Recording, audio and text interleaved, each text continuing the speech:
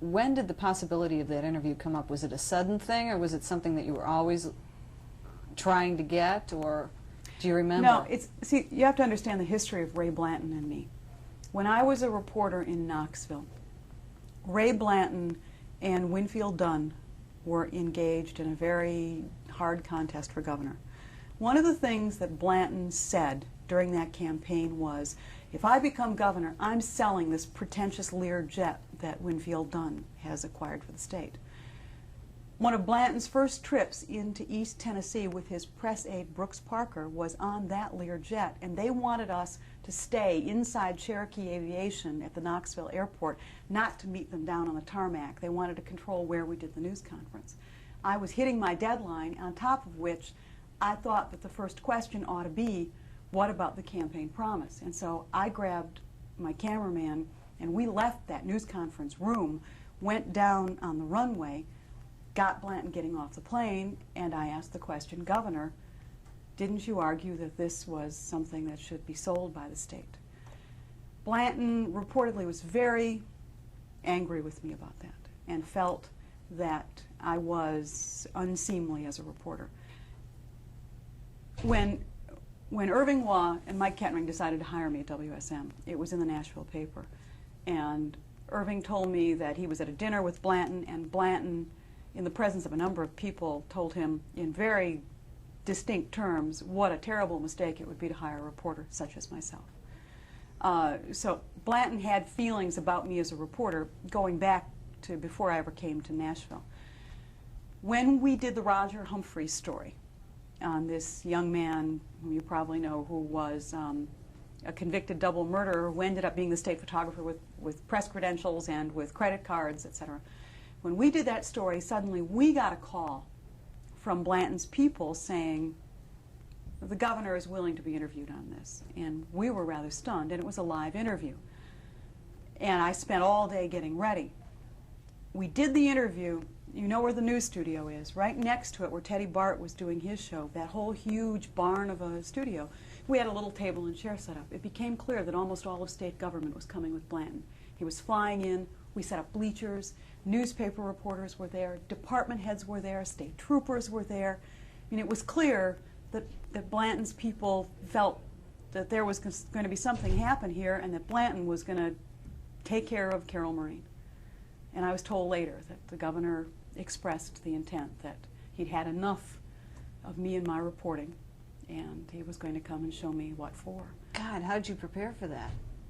I prepared, you know, the way you prepare for anything. I mean, it was clear that it was, you know, that something was at work here, but I didn't know what.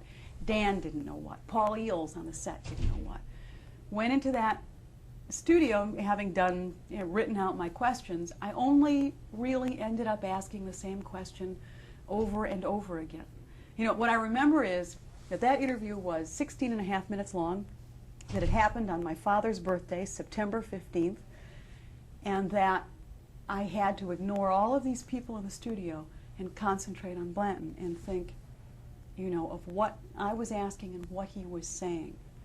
And the question was, you know, wasn't this a political patronage kind of hiring? Wasn't this a special kind of justice? And when the interview was over, I wasn't really sure what had happened. When I left the interview set, I saw all of these people from state government filing out. Every one of us had a kind of bloodless look in our face. We knew something had happened, but we didn't know what. I went back on the set to finish the newscast with Dan and Paul, and Dan and Paul looked drawn. You know, it was, you couldn't digest it. You couldn't figure it out quite yet. Got off the set, walked in the newsroom. Every phone was ringing. By our count, we got, I think it was 1,000 or 2,000 calls over a 24-hour period. Mail came pouring in. And ultimately, it was Ray Blanton who did it to Ray Blanton. I mean, it was clear he was on a mission, but the victim of his mission ended up being the politician himself. Did you have a sense there, mission accomplished, the story's over, I did it? No, I didn't. You know, the irony is, for as negatively as I believe the governor felt about me as a reporter. I think that he unwittingly did more for my career than probably any individual did before or has since.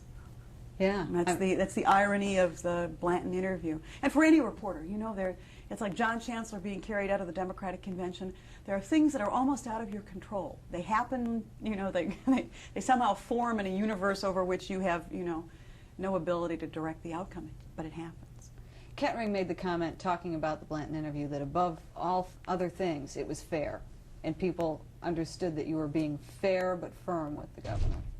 I mean, I worked very hard at being fair. Ray Blanton never believed that I was. He never believed that the news organizations for which I worked were fair. And it was one of those things where, to my amazement, in all the calls and all the letters that we ended up getting for months, we ended up tallying it up informally, but with some accuracy, I think. We had like 98% of the people telling us something positive about what happened in terms of our performance, and only about 2% saying that we were biased or had worked to be prejudiced against Ray Blanton. Now, how did you follow that actor? Were you gone from Nashville soon after? No, I wasn't gone from Nashville, you know, and I was a pariah in those press conferences. I mean, I would go in and, what's her name? Drew Smith. Drew Smith would see, you know, would kind of be the buffer between Blanton and me, you know.